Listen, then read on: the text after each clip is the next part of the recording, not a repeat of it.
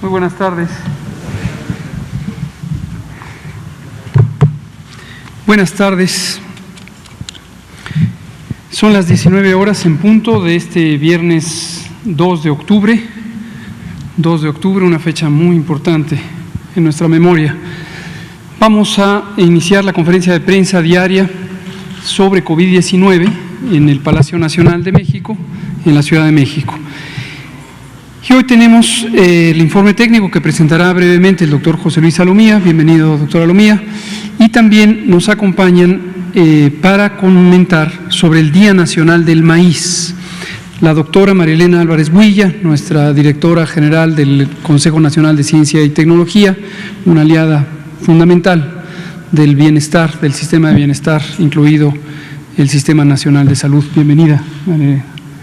Y nos acompaña también el doctor Eduardo Villegas Mejías, quien es el coordinador de Memoria Histórica y Cultural de México y que es un experto también en estos temas de recopilación histórica. Muchas gracias, Eduardo, bienvenido.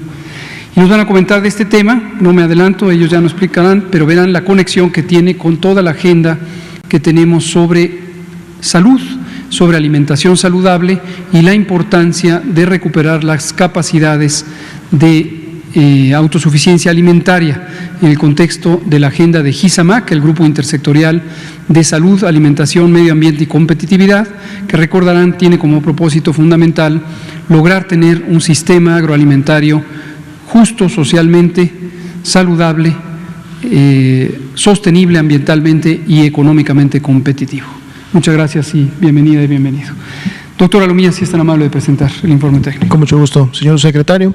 Muy buenas tardes a todas y todos los que de manera presencial o virtual atienden esta conferencia, que precisamente el día de hoy es la 215, también del día número 125 de esta nueva normalidad, en la cual se caracteriza por la aplicación del semáforo de riesgo COVID. Estamos iniciando un nuevo mes, prácticamente el mes de octubre.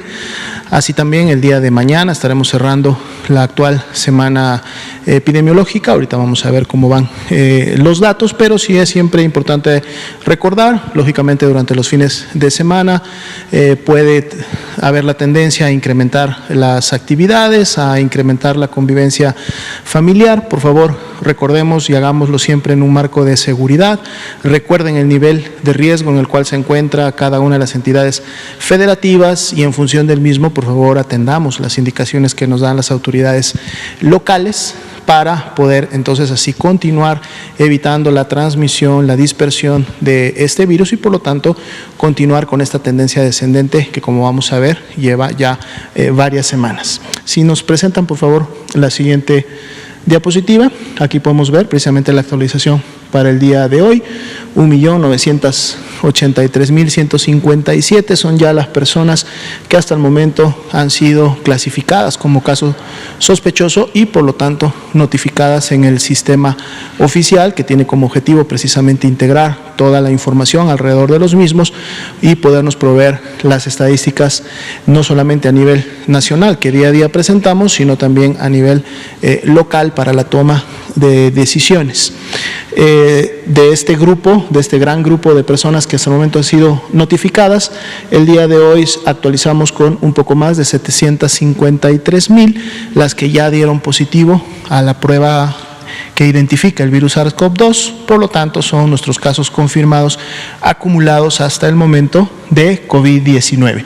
Pero así también más de 905,000 personas han salido negativas, es decir, componen los casos descartados y a ambos grupos los vemos representados, a los primeros, es decir, a los confirmados en las barras de color café claro que está en la parte inferior y en la parte superior en las barras de color verde están precisamente todos aquellos que ya han sido negativos. Así también tenemos para el día de hoy 43,179 personas a las cuales todavía esperamos poder obtener un resultado de laboratorio y cuando lo tengamos podrán pasar o al grupo de confirmados o al grupo de descartados.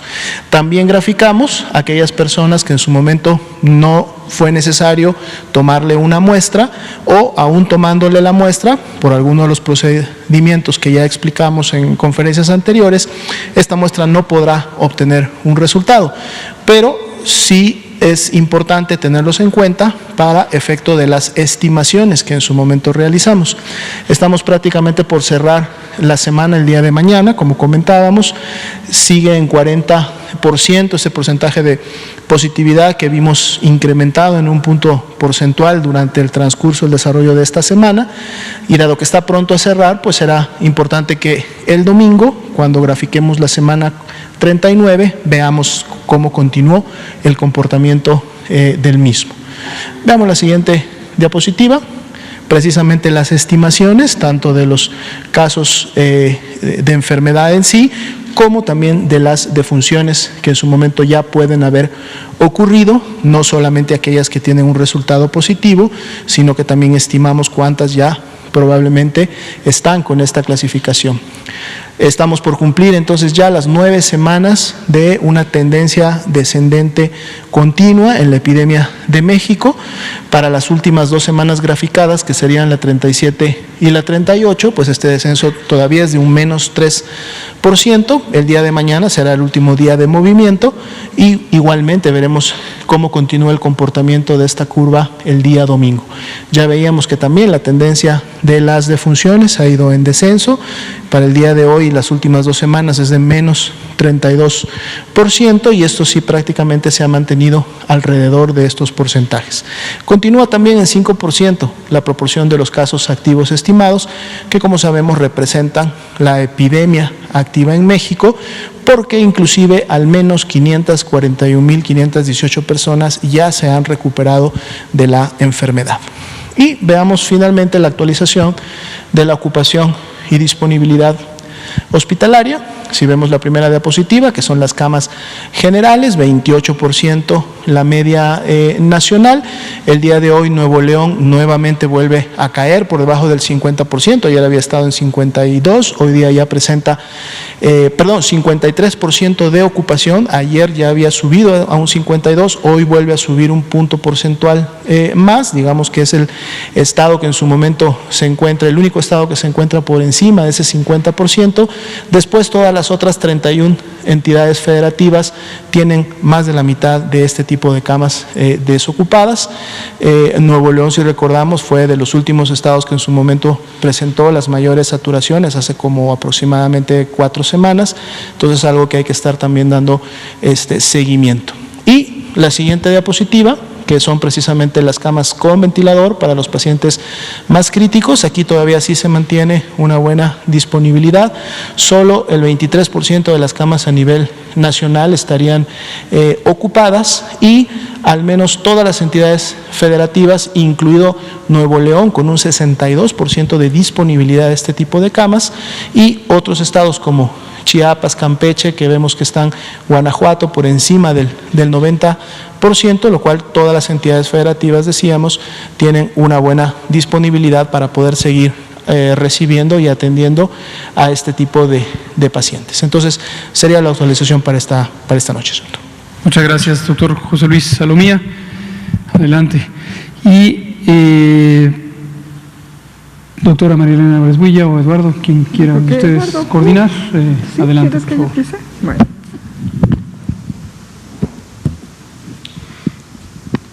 Muchas gracias. Si me pueden pasar la presentación, lo voy a parar por acá. Yo les voy a hablar justamente en el contexto de esta colaboración interinstitucional, como desde el CONACYT, que es esta entidad federativa del gobierno federal encargada de articular las políticas de investigación científica, de desarrollo tecnológico y de innovación, cómo estamos comprometidos con, le falta una R ahí, agroecología, alimentación sana, hacia como base para la salud en la cuarta transformación. La que sigue, por favor. La herencia neoliberal se puede resumir en lo que tiene que ver con la destrucción del sistema agroalimentario en esta transparencia, puesto que lo que encontramos, igual que en el sistema de salud, es un sistema agroalimentario sumamente precario, una precariedad alimentaria, mala salud y deterioro ambiental, Y esto está muy relacionado con lo que decía el doctor Hugo López-Gatell al inicio. México dejó de ser autosuficiente y soberano en la producción de maíz, que es nuestro alimento básico, y por eso es que esta conferencia y esta síntesis que les voy a dar tiene mucho que ver con el Día del Maíz que festejamos el 29 de septiembre. Estas políticas neoliberales, que además en el ramo agropecuario cobraron una importancia y un impacto muy fuerte, como vamos a ver, tuvieron que ver con las condiciones de negociación de un tratado de libre comercio, pero no solamente con eso, y entonces México dejó de ser autosuficiente en la producción de este cereal, que es nuestro alimento básico, y con ello se dio cauce a una serie de alteraciones, no solamente en la salud, sino en el sistema agroalimentario y también en el aumento. Se empezó a incrementar la importación de glifosato, que es un agrotóxico muy importante, que está asociado a, sobre todo, los cultivos transgénicos en los cuales se asperja de manera masiva. Entonces, no solamente se fue perdiendo la capacidad soberana de controlar la calidad de los alimentos, sino que se empezaron a importar alimentos que están teniendo graves consecuencias en la salud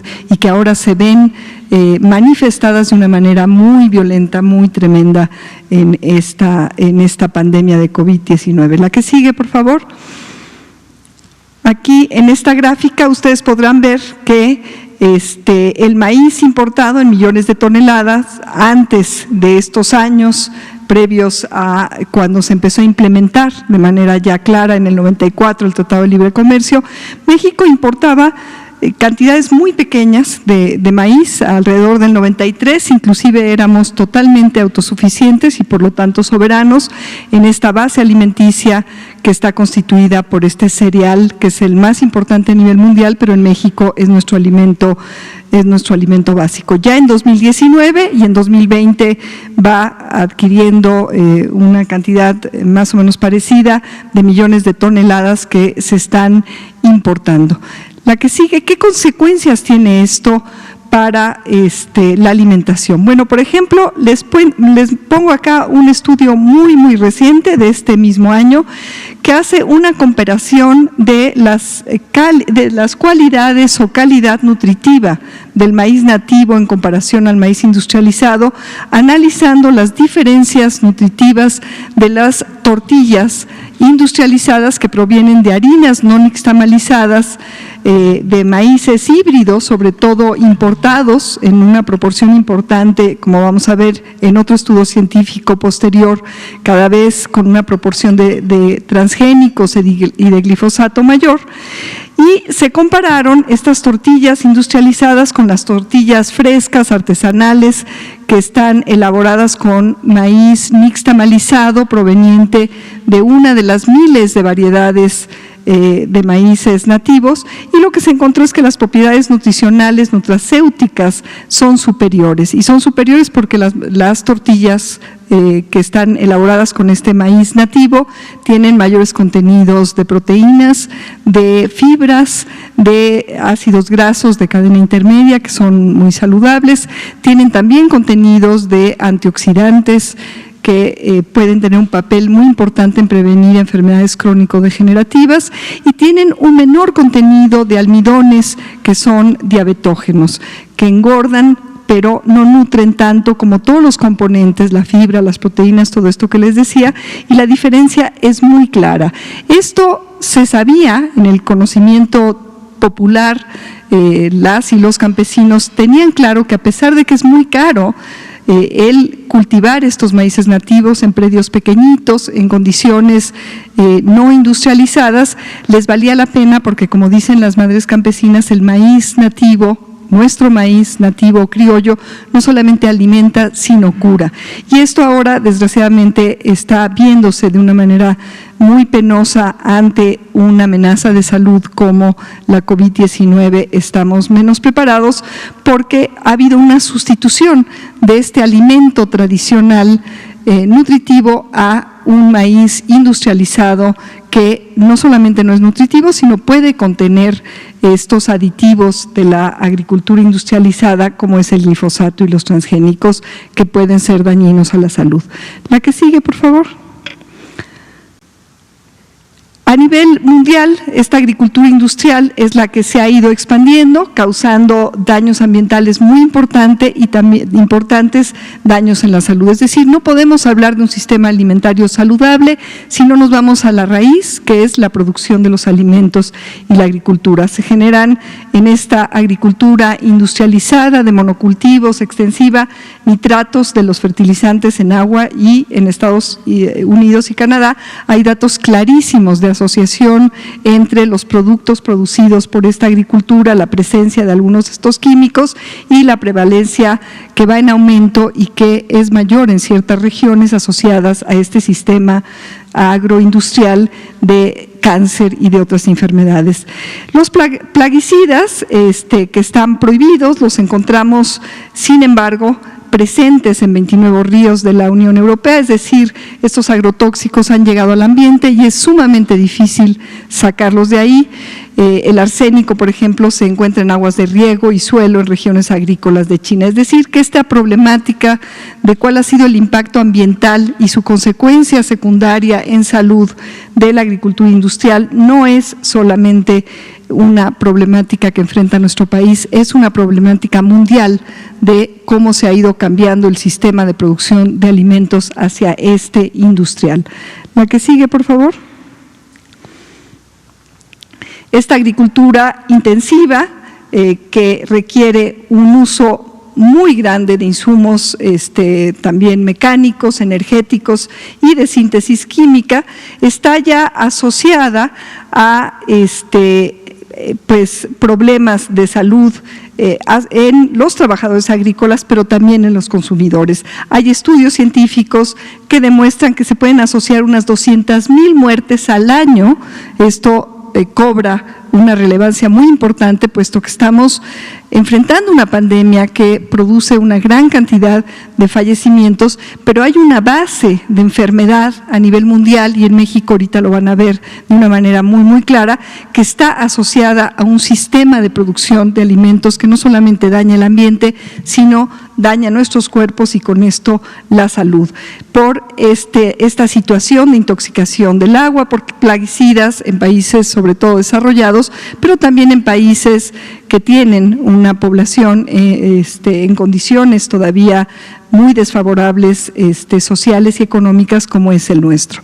La que sigue, por favor.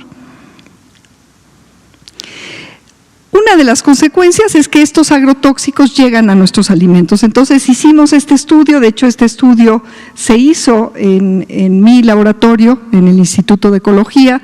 Pues yo soy investigadora de la UNAM, ahorita en licencia con este encargo en este gobierno, pero encontramos que el 82% de los alimentos analizados presentaron secuencias transgénicas, y las tortillas con estas secuencias recombinantes o transgénicas que encontramos en un 90.4% en el caso de las tortillas, también en un casi 30% presentaron glifosato.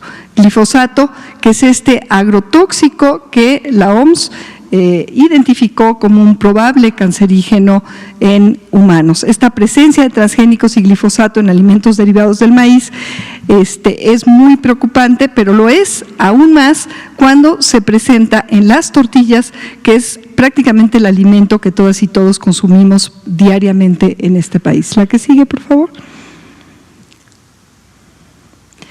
Y no solamente ha llegado a nuestro alimento, también el glifosato se ha encontrado en fluidos humanos de niños, niñas, adolescentes y adultos.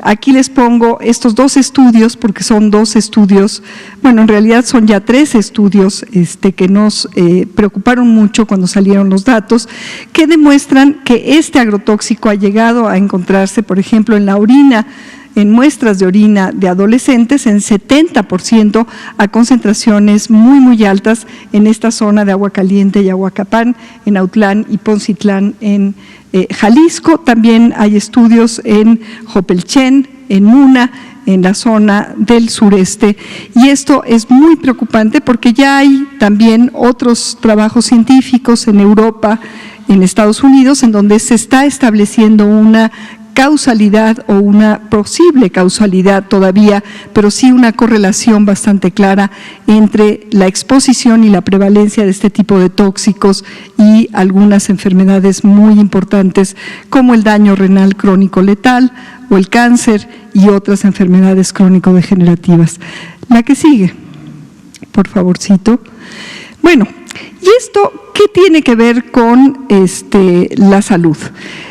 Una comorbilidad muy importante que se ha visto asociada a la COVID-19 es la diabetes. Y fíjense ustedes que con respecto al resto del mundo, y esta es otra herencia de este sistema agroalimentario que les he venido describiendo, es la altísima prevalencia cada vez mayor de enfermedades crónico-degenerativas como la diabetes, que es una de las comorbilidades.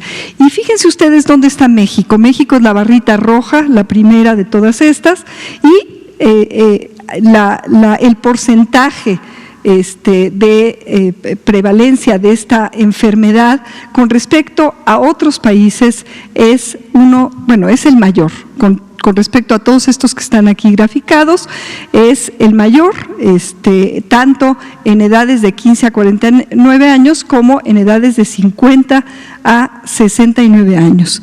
¿Y esto qué consecuencias tiene en términos de los años perdidos de vida por la prevalencia de esta enfermedad que resulta, y como el doctor Gatell lo ha insistido una y otra vez, un porcentaje altísimo de la mortalidad tiene que ver con una mala alimentación, y una de las enfermedades asociadas a esta mortalidad es justamente la diabetes, que ya es la enfermedad más importante en términos de su impacto en mortalidad. Entonces, si vemos en la siguiente gráfica, podemos apreciar la diferencia, ahí se movió esa O, pero es un comparativo de diabetes mellitus entre Francia y México.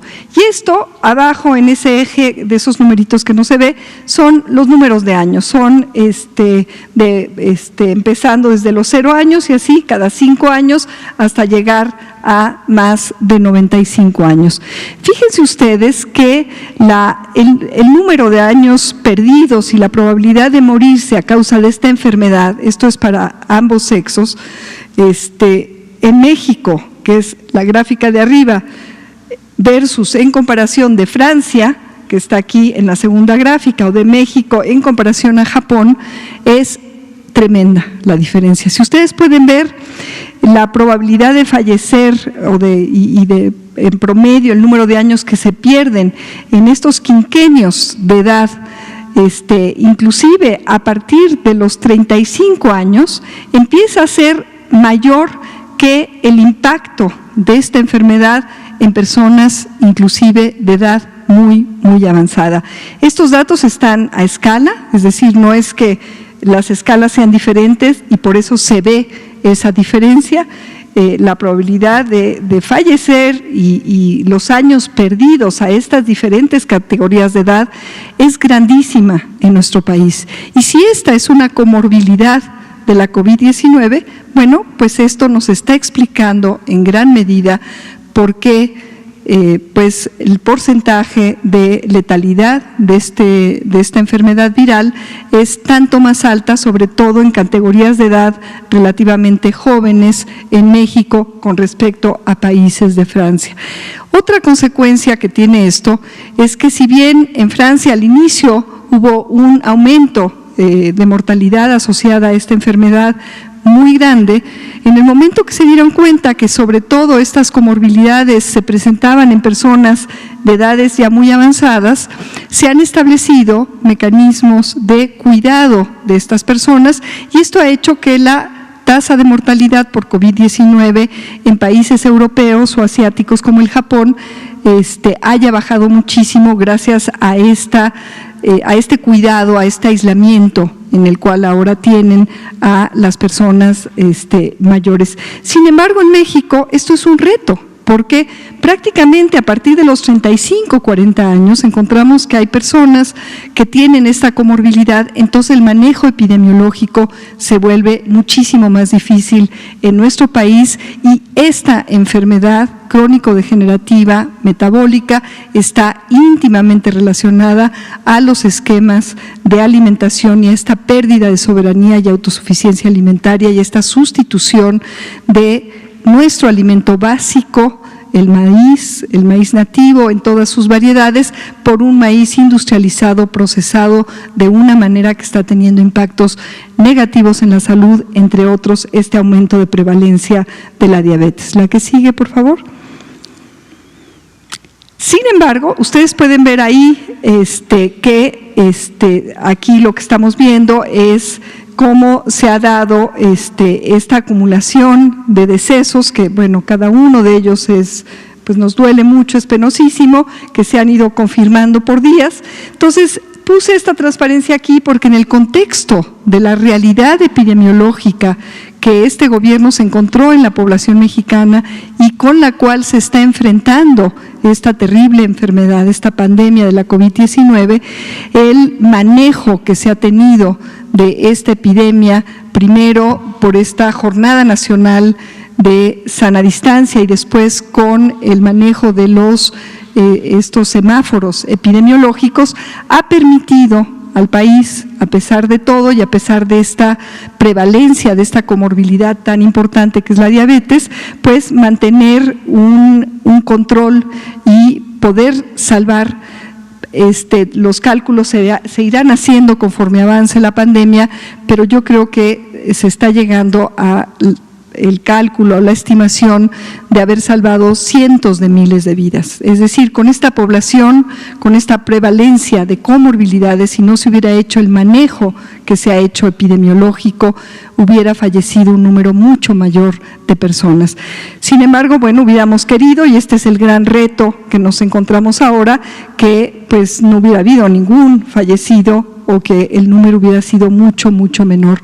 Pero el reto es muy grande porque no se puede intervenir de manera rápida en una realidad estructural de deterioro de la salud que deviene de este deterioro alimentario y de este sistema agrícola de producción de alimentos que en realidad no son saludables, sino todo lo contrario.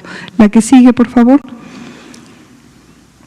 Y bueno, aquí tienen ustedes ya para el caso de COVID, la mortalidad por COVID, aquí comparada ahora entre México e Italia, pues otra vez se refleja, casi ustedes pueden ver, y no les puse la gráfica de probabilidad de fallecer o de años perdidos entre México e Italia, pero se parece mucho a las que puse para la comparativa de México contra Francia o México contra Japón. En este caso, fíjense ustedes que el número de casos de fallecimientos a causa de esta enfermedad viral del COVID-19, en México ahí está la distribución de frecuencias. De hecho, el pico no se encuentra al final de la vida en las edades mayores de 70, 80 años, sino está en torno a los 60 años y empieza a aumentar de manera muy acelerada, mucho más acelerada que en el caso de Italia, por ejemplo,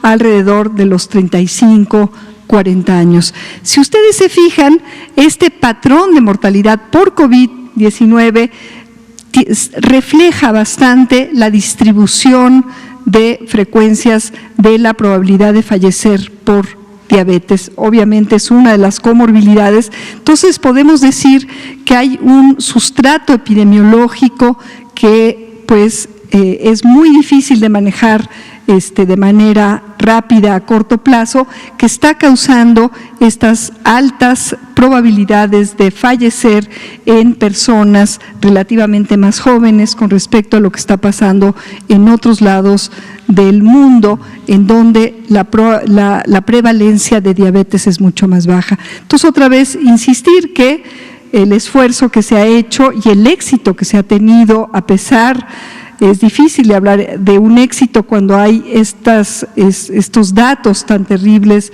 de fallecimientos, pero dada la prevalencia de este tipo de enfermedades, las consecuencias hubieran sido todavía mucho peores si no se hubiera hecho el manejo epidemiológico que se ha hecho. Y bueno, ahí está el contraste, y ahí está en este contraste lo importante que es el cuidar la alimentación y recuperar la soberanía alimentaria en nuestro país.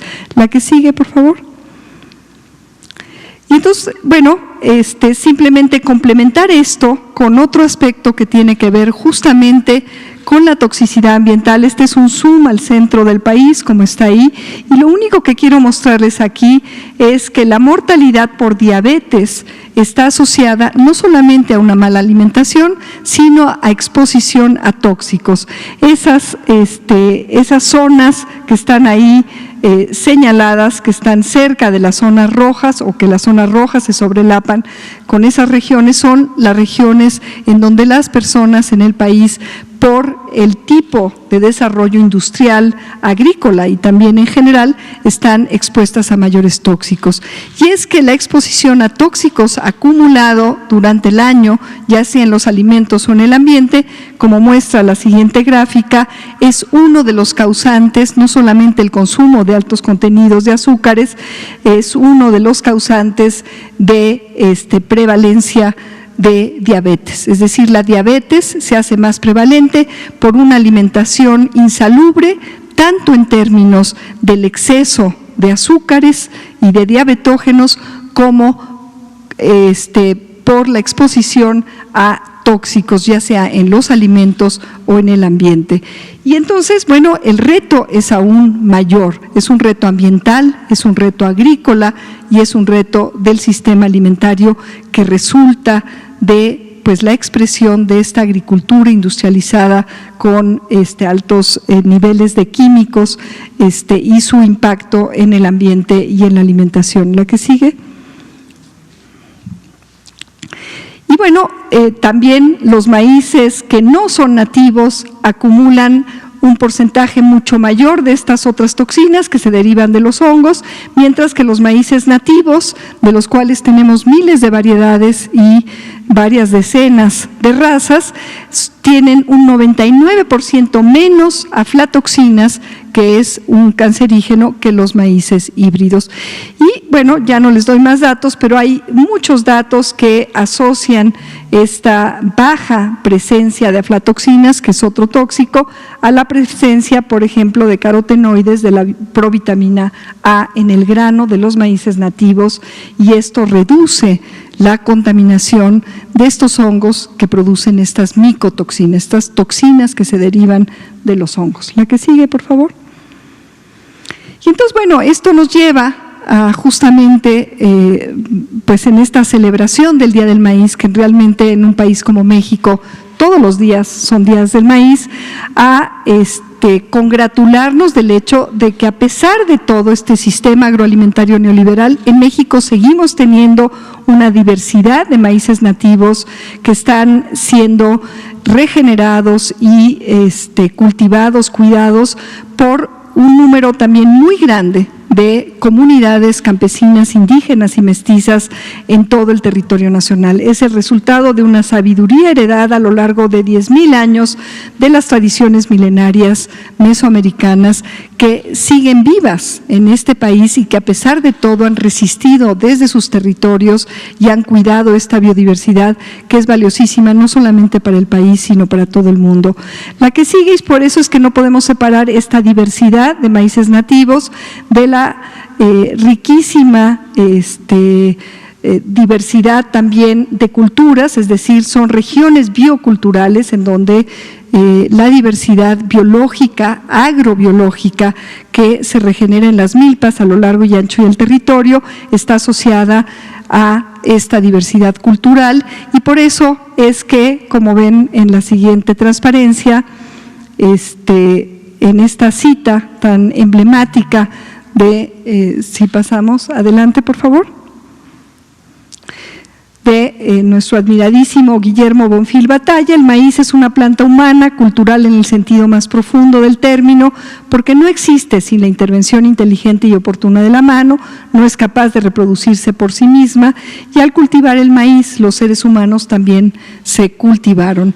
Y diría yo, nos seguimos cultivando porque afortunadamente para los mexicanos, las mexicanas y el mundo entero, esta diversidad sigue viva, sigue regenerándose, inclusive, diría yo, sigue evolucionando, cambiando y creciendo en las manos de las y los campesinos de nuestro país. La que sigue, por favor. Las tortillas de maíz nativo, como les decía, tienen muchas mayores cantidades de proteínas, antioxidantes, en fin, esta es una síntesis de todo aquello que he estado resumiendo, y tenemos entonces en las manos, y gracias al trabajo campesino, un alimento realmente envidiable, y es muy importante pues hacer todo lo que sea posible, y desde el gobierno hay muchas iniciativas para fomentar la recuperación de estos maíces y sobre todo apoyar y coadyuvar a que las comunidades campesinas recuperen su capacidad de producir suficientes alimentos sanos provenientes de estas milpas biodiversas y de esta diversidad de maíces para mejorar la salud comunitaria en lugar de estar adquiriendo alimentos que son tóxicos o que son insalubres. La que sigue, por favor. Y ya vamos terminando. Quisiera cerrar con 2 transparencias diciéndoles cómo desde CONACYT y en articulación muy estrecha con todas las instituciones que forman este grupo institucional de GISAMAC, el CONACYT, comprometido con no solamente el entendimiento profundo de la situación que encontramos en nuestro país en torno a problemáticas urgentes de atender, desde luego la salud, la alimentación son esenciales, sino de cómo desarrollar una política científica transformadora de esta realidad y que realmente contribuya al cambio acorde con todos los principios que nos guían en este gobierno, en esta 4ª transformación. La que sigue. Y entonces esto se constituyen, lo que representa es que lo que estamos haciendo es ir de los problemas, de los retos a la solución a través de esta articulación virtuosa de las capacidades que tenemos en el país. Estos son los programas nacionales estratégicos del CONACYT. La que sigue, aquí se muestran rápidamente los 10 programas nacionales estratégicos. Verán que uno de ellos es soberanía alimentaria, están íntimamente relacionados todos ellos, emergen de esfuerzos académicos, científicos, del sector público, del sector social y del sector privado. El Programa Nacional Estratégico en estrecha articulación tanto con la Secretaría de Salud como con Agricultura, etcétera, y con varias otras. La que sigue está centrado en algunos de estos, en estos temas que son algunos de los que se están ya trabajando en proyectos interinstitucionales, interdisciplinarios. Uno de ellos, por encargo directo del señor presidente de la República, el licenciado Andrés Manuel López Obrador, es transitar hacia una alimentación sin el uso de agroquímicos nocivos como el glifosato y los organismos genéticamente modificados, hacia una alimentación agroecológica pertinente culturalmente, mucho más saludable. La que sigue, pero también, estamos echando a andar, por ejemplo, aquí en este Programa Nacional Estratégico de Sistemas Socioecológicos tenemos ya 49 proyectos de sustentabilidad en sistemas alimentarios que están siendo realizados o aterrizados en todo el territorio nacional. No tengo tiempo de profundizar, pero como estos hay proyectos ya en todo el territorio en colaboración estrecha con las comunidades, porque, el mensaje central de lo que yo quería presentarles con motivo de este Día Nacional del Maíz, el 29 de septiembre, es que no podemos transitar de una manera automática hacia un sistema alimentario saludable si no articulamos estos esfuerzos con la transformación de los sistemas también agrícolas de una manera integral y en acompañamiento a quienes hoy por hoy producen todavía la mayor parte del maíz que consumimos, que son las comunidades campesinas. La que sigue, simplemente para cerrar, entonces la meta es recuperar esta soberanía alimentaria que en su base requiere la recuperación de la autosuficiencia alimentaria, sobre todo en el maíz, que es nuestro alimento básico, el plantear nuevas formas de producir alimentos con este grupo interinstitucional, intersecretarial, un sistema agroalimentario saludable, sostenible, justo y competitivo, que implica la recuperación ambiental y social en el territorio, en todos los territorios, y la erradicación de epidemias de sobrepeso, malnutrición, y obviamente la pobreza extrema asociadas a las comorbilidades que hoy implican el reto mayor, diría yo, frente a esta pandemia en nuestro país. Muchas gracias. Muchas gracias. Gracias, doctora Marilena Álvarez Builla, directora general del Consejo Nacional de Ciencia y Tecnología. Estimado Eduardo, adelante, por favor. Muchas gracias, Hugo, por la invitación. Muchas gracias también a María Elena por esta larga, pero muy interesante presentación que nos ha hecho, que ya el día 29 de septiembre pasado, también al momento de anunciar el Día Nacional del Maíz, nos había hecho también una explicación muy puntual, y me parece muy pertinente que se esté insistiendo en el tema. Yo quisiera comenzar haciendo un alto en el camino y empezando por el asombro, porque es muy probable que si revisamos cómo está siendo tratada la emergencia sanitaria actual en el mundo, difícilmente encontremos en otro país la variedad de perspectivas a partir de las cuales se está abordando. Y esto lo digo en un tono sincero de asombro, porque las sociedades no somos laboratorios, las sociedades no somos un microorganismo que podamos llevarnos a un tubo de ensayo y ahí aislarlo y decir, bueno, vamos a poner a los humanitos en cierta parte, sino que justamente necesitamos tratar con muchísimas variables, una de las cuales es la salud, y dentro de la salud una de las cuales es específicamente esta enfermedad. Pero como nos muestra el problema que muy bien señala la directora del CONACYT, hay otras enfermedades, la más grave de las cuales probablemente sea la de la diabetes, pero hay otras que no están aquí siendo tratadas y que sin embargo quedan fuera de los análisis cuando se dice, bueno, ¿cuántos muertos por esto?, ¿no? Como si fuera simplemente una cuestión numérica.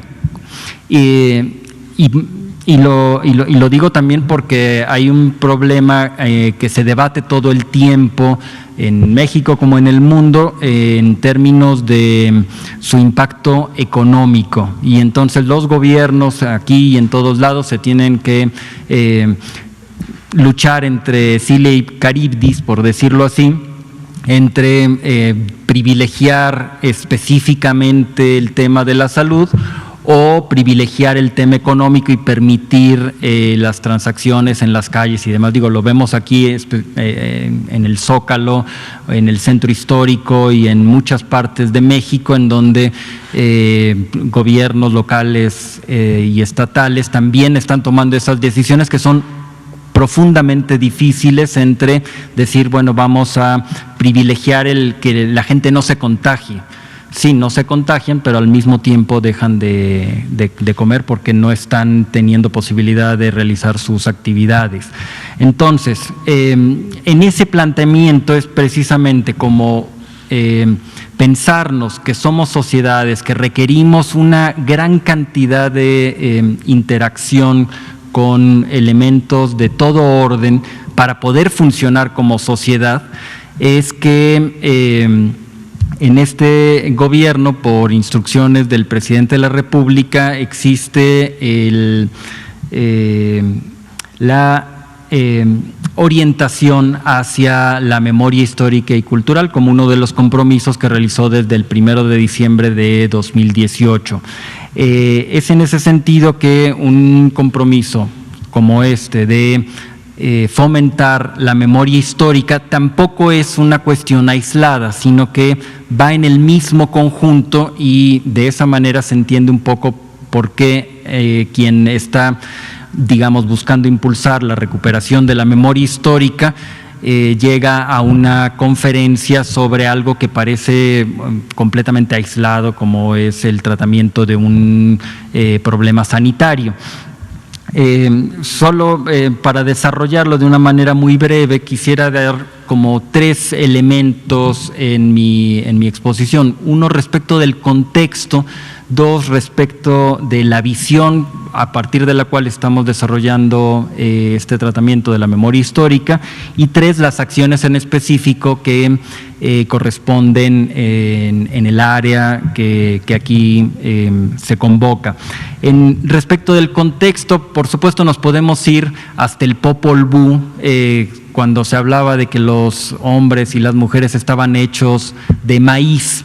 Pero voy a abreviar esa historia y simplemente señalar un dato que de alguna manera ya ha sido señalado por María Elena, en el sentido de que en la cita de Bonfil se dice que el maíz pues requiere ser cultivado por la mano humana, que no crece de manera natural. Bueno, ciertas variedades, hilos, teocintles y qué sé yo, pueden encontrarse de manera, digamos, silvestre, pero en general el maíz que consumimos tiene que ser cultivado. Y al ser cultivado también nos cultiva. Bueno, el dato que quiero señalar es precisamente que el cultivo del maíz es al mismo tiempo el cultivo de la propia humanidad que vive en estas tierras. Y esto no en un sentido metafórico, lo digo en un sentido histórico, porque es gracias al cultivo que las propias sociedades cazadoras recolectoras finalmente se empiezan a asentar en lugares, y el asentamiento a través de la agricultura, que en este caso es a través del maíz, pues es lo que permite el desarrollo de las ciencias, de las matemáticas, digamos, culturas ya mucho más evolucionadas que las que permite ir de un lugar a otro evolucionando. Entonces es en ese sentido que al ser nosotros en términos más que literales hijos del maíz, de esencia de maíz, es que resulta preocupante justo el empobrecimiento que se da en el campo mexicano y en muchas otras partes del mundo, el empobrecimiento que se da al simplemente por cuestiones de olas migratorias, sobre todo mediados del siglo XX, se da una migración hacia las grandes ciudades. Pensemos en la Ciudad de México, que era de 2-3 millones hace relativamente pocas décadas, y ahora tenemos pues ya más de 24 millones, una cosa así, si se cuenta todo el área conurbada.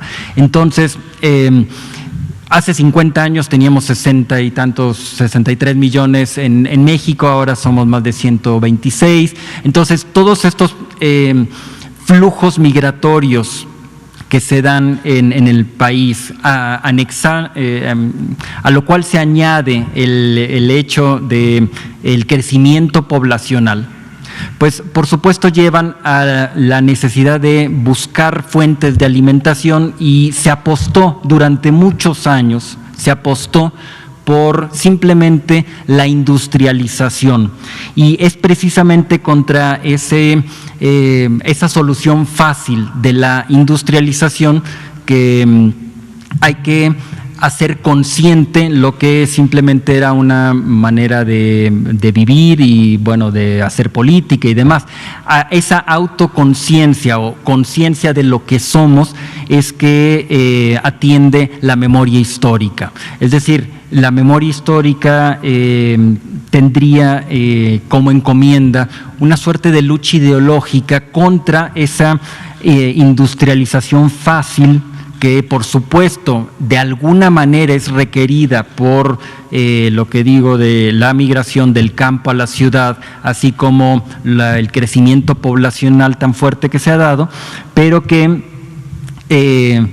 requiere voltear a ver esas otras formas tradicionales de producción, esas otras formas tradicionales de alimentación que se han ido progresivamente, por diversas razones, dejando atrás, ya sea porque estaban asociadas, precisamente era lo que comían mis padres cuando vinieron del campo, entonces pues yo ya que vivo en la ciudad, pues no quiero seguirme alimentando de la misma manera que lo hacían ellos, por racismo, etcétera, ¿no? Entonces, es por eso necesario tener una conciencia, digámoslo, en ese sentido histórica. Ese es el contexto del cual estamos hablando nosotros. Ahora, ¿cuál sería la visión?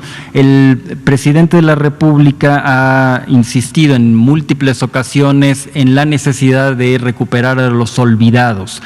Y en este caso específico, cuando pensamos en cómo nos alimentamos, si es que somos hombres y mujeres de maíz, quienes son los olvidados son, digamos, dos grupos. Por un lado hablaría yo de las y los productores en el país, es decir, voltear a ver que nos alimentamos gracias a quienes producen estos alimentos, básicamente los campesinos, y darle un lugar en nuestra cosmovisión al campo, y por otro lado a las mujeres, como aquellas que serían quienes originariamente, haciendo un ejercicio de especulación, han sido las que precisamente domesticaron al maíz, y bueno, con la explicación que ya he intentado esbozar, de que ha sido el maíz el que nos civiliza. Entonces, con esta visión de los olvidados, las olvidadas de nuestro país en un contexto de memoria, es que hay que tratar el tema de una manera integral.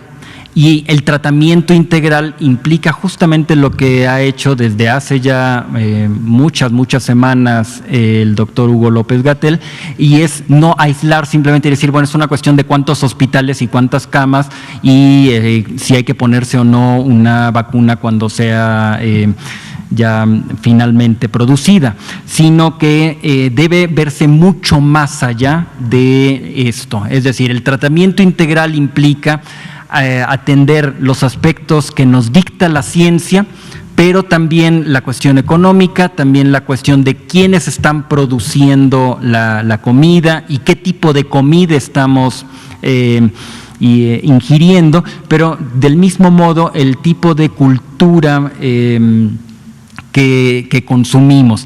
Y en ese sentido, cuando se plantea un Día Nacional del Maíz, pues por supuesto hay que ir atendiendo cada una de estas partes también. Es decir, una parte en donde la ciencia viene y nos explica por qué el consumir una tortilla nixtamalizada efectivamente nos alimenta mucho más que una tortilla industrial. Lo mismo en el sector económico, cuando digamos, la revista del consumidor también hace los análisis correspondientes a los tipos de maíces que consumimos. En el área de cultura, recientemente ya la secretaria ha presentado, aunque ya era algo que venía anunciándose, está por inaugurarse en algunos meses, cuando las condiciones lo permitan, un museo dedicado precisamente a la alimentación y específicamente al maíz. En fin, en términos de la Secretaría de Agricultura, también el secretario anunció una serie de programas que corresponden a la recuperación de las pequeñas producciones, que son quienes producen para sí mismos y para vender su excedente, pero sobre todo se alimentan de lo que producen en la milpa y de manera inmediata. En fin, lo que quiero mostrar es cómo se trata de no un problema aislado de, bueno, vamos a hacer un coloquio sobre el maíz, que sería una cuestión académica, o se trata de lo que hace agricultura y qué bueno que les estén dando precios de garantía, etcétera, sino ir mostrando que incluso en términos de salud tiene un efecto poderosísimo. Y ya aquí la directora del CONACYT pues ha sido muy contundente en el tipo de cifras que nos presenta en ese sentido.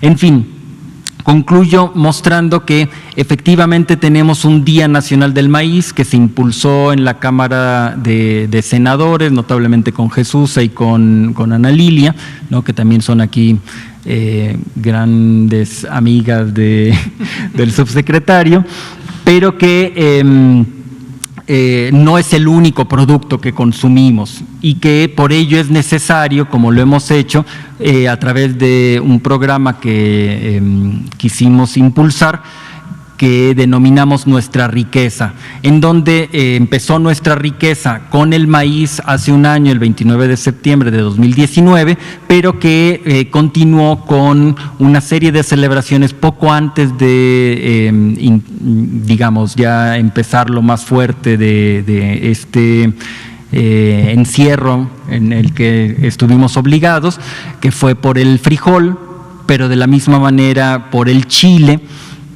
Y continuará en este año, en el caso del programa de Nuestra Riqueza, con el amaranto el día 13, 14 de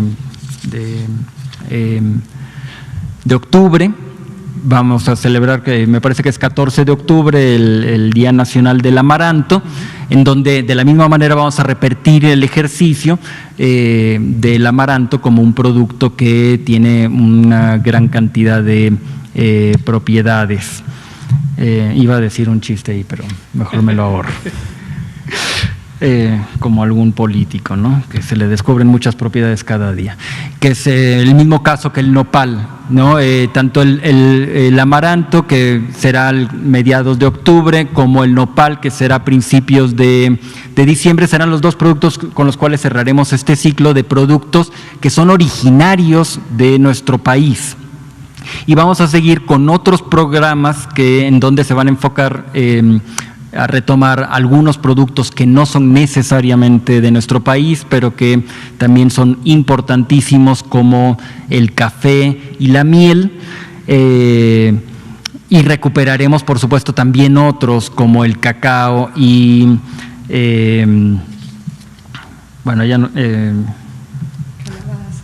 la calabaza, etcétera. O sea, bueno, ya si sacamos aquí todos, en fin, lo que simplemente quería compartir con ustedes era esta reflexión acerca de la importancia de un tratamiento integral, porque la defensa, en este caso muy concreto del maíz, la defensa del maíz finalmente nos lleva a la defensa de una mejor sociedad. Muchas gracias. Gracias, doctor Eduardo Villegas, coordinador de la memoria histórica en nuestro país. Nos quedan unos pocos minutos para dos preguntas. Vamos a empezar con Rivelino Rueda, pidiéndole que sea una pregunta más sintética, y Liliana Noble. Sí, muchas gracias. Sí, rapidísimo. Hace 3 viernes la directora general de Reversos de nuestro portal, Mónica Loya, tuvo una entrevista virtual con Arantxa Colchero. Ella, para poner en contexto a la gente, es doctora en Economía por la Salud, del Instituto Nacional de la Salud. Y bueno, usted mismo lo dijo en una entrevista con Daniela Pastrana, ¿no?, en pie de página, que era pieza angular de la ingeniería de etiquetado frontal, ¿no? Me pareció muy interesante una pregunta de una muchacha que estaba siguiendo el conversatorio, Ruth Pedrosa, le doy el crédito, y le preguntaba si con este etiquetado frontal se pierde la oportunidad de educar a la población para una dieta correcta. Con pues 2 palabras, ¿no?, 3 palabras en un octágono negro. La doctora comentaba que en sí mismo el etiquetado, el octágono, es un gran avance para la educación nutricional de los mexicanos. ¿Usted estaría de acuerdo en esta posición de la doctora? Y no sé si quiera comentar algo también uno de los invitados. Gracias. Sí, conozco el trabajo de la doctora Colchero. Efectivamente, ella ha contribuido muchísimo al diseño, evaluación de los impuestos a las bebidas azucaradas y en general el uso de impuestos como una medida fiscal de salud. El propósito de los impuestos en general es este tipo de impuestos, los impuestos especiales, también conocidos como impuestos saludables o impuestos piguvianos, tienen como propósito disuadir el consumo de un producto que puede ser nocivo para la salud. Tabaco ha sido uno de los ejemplos clásicos, el alcohol y ahora la comida o los alimentos, elementos ultraprocesados y procesados, y también las bebidas azucaradas. Esto fue una política muy exitosa que se implantó en México con un impuesto de 1 peso por litro en bebidas azucaradas carbonatadas. Se logró una reducción promedio de 7% en el consumo de refrescos a lo largo de los primeros 2 años de la medida y se ha mantenido estable. Se recomendó en su momento que el impuesto fuera mayor y se esperaría que el efecto fuera aún mayor si se incrementara el impuesto. Ahora, respecto al etiquetado, también ahí nuestros colegas del Instituto Nacional de Salud Pública han sido fundamentales, en particular el doctor Juan Rivera, el director del instituto, y el doctor Simón Barquera y sus equipos de trabajo, en el diseño, conceptualización, adaptación y desde luego implantación de los etiquetados. Me parece interesante la pregunta que le hicieron en ese panel a la experta, y consideramos que no es sustituto, los etiquetados no son sustitutos de la educación nutricional, que desde luego tiene que hacerse y la vamos a hacer en forma amplia. Hemos, como ya mencionaba el doctor Villegas, vemos de manera integral el fenómeno, no es una intervención a la vez, ni un poco conjunto de intervenciones resultarían exitosas. Tiene que ser una política integral que vaya además a los elementos estructurales, cómo se determina económicamente el acceso o no a una alimentación saludable. Ya lo explicaba la doctora Álvarez Builla, depende de la erosión, de la destrucción, del desmantelamiento que ocurrió en los últimos 30 años del sistema agroalimentario mexicano. Necesitamos reconstruirlo para que sea un sistema que armónicamente contribuya a la salud, a la sostenibilidad ambiental, a la justicia social y además a la competitividad económica. Y como comenta también de nueva cuenta el doctor Villegas, esto requiere un nuevo replanteamiento cultural para que la cultura alimentaria esté sustentada o alineada con esta nueva perspectiva de una alimentación saludable y no la alimentación o mala alimentación que tenemos, causante de la mitad de las muertes en el país cada año, que está basada en mucho en productos industrializados de baja calidad nutricional y altísimo poder calórico y de otros productos dañinos. Pero no es un sustituto. Cada pieza contribuye a un mosaico. El doctor Ruy López Ridaura ha explicado también de manera integral Gisamac, el doctor Juan Rivera, el doctor Ernesto Acevedo.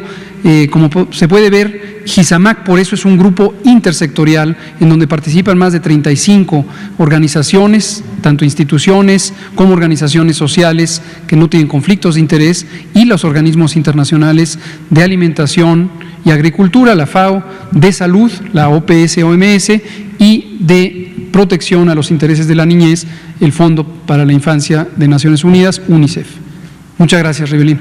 Última pregunta, Liliana Noble, nos queda medio minuto. Hola.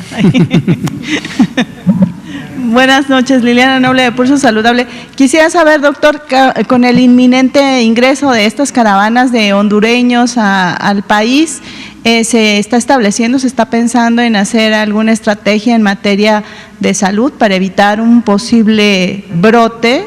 Y para la doctora Álvarez Builla, seguramente nos va a poder contestar la próxima vez que venga, se habla mucho de que se desaparecieron los fideicomisos en la organización que usted representa. ¿Esto es cierto o no? Si gusta, más adelante nos puede contestar. Gracias. Muchas gracias. Sí, se aproxima a nuestro país un grupo humano, una caravana organizada de un poco más de 2.900 personas, mayormente jóvenes, entre 20 y 40 años, de nacionalidad hondureña en primera instancia. Posiblemente se reagruparán con otras personas de nacionalidad guatemalteca, porque es el trayecto. Entrarán a nuestro país en 2 puntos, en Chiapas, en Ciudad Hidalgo, y en el lado norte hacia el Petén, en el lado de Guatemala, y La Ceiba en Tabasco. Estamos coordinados como gobierno, desde luego alineados con el Instituto Nacional de Migración, para asistir a estas personas, para facilitar que tengan un proceso migratorio ordenado y seguro, y les vamos a proveer las condiciones sanitarias que faciliten que estén en buenas condiciones y que puedan tener, como digo, una migración ordenada. Aquí me interesa, cada vez que se pone el planteamiento de migración y salud, tener mucho cuidado con lo que es una visión más convencional, pero científicamente errónea, que es hacer un símil, o más bien un paralelismo entre migración y riesgo sanitario para la población residente. No se trata de eso. 2.900 personas de la nacionalidad que sea, es improbable que contribuyeran significativamente a un problema de salud pública de México o para México, para las personas mexicanas, y lo que sí están es en importantes desventajas sociales, económicas, culturales, políticas, etcétera, y por lo tanto, en un país de derechos humanos como lo es hoy México, estamos moral, legal y políticamente obligados a asistirles. Muchas gracias. Si nos puede dar el último comentario la doctora Álvarez Huilla y cerramos. Muy rápido. Sí, cuando se crearon estos fideicomisos, se denunció que podrían ser fuentes de corrupción, instancias opacas y modos de desviar recursos. Entonces sorprende mucho que ahora que finalmente esta cuarta transformación, entre sus transformaciones de raíz, está consolidando y además cerrando estos fideicomisos para tener un manejo más transparente. Esto lo iniciamos en CONACYT desde inicios de la administración de este nuevo régimen, como se ha anunciado múltiples veces. Por eso desde CONACYT estamos de acuerdo con ello, y esto no implica que se van a disminuir o que va a faltar recursos para la ciencia, todo lo contrario. En este nuevo régimen de la cuarta transformación, el desarrollo científico, tecnológico y la innovación se están apoyando como nunca, y además está haciéndose de una manera más transparente, más eficiente y más eficaz, ¿no? Entonces en CONACYT estamos de acuerdo, desde luego, iniciamos desde inicios del 2019 con ello, y las consecuencias van a ser positivas. Muchas gracias. Gracias, doctor Álvarez Huilla. Gracias, doctor Villegas. Seguimos, como dice mi maestro Alcocer, seguimos. Muchas gracias.